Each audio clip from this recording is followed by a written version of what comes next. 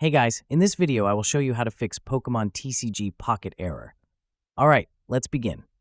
Start by opening your phone's settings.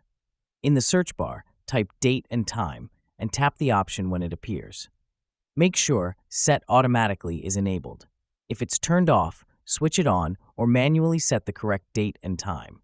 This setting is essential for proper app authentication. Next, go to your App Store or Google Play Store.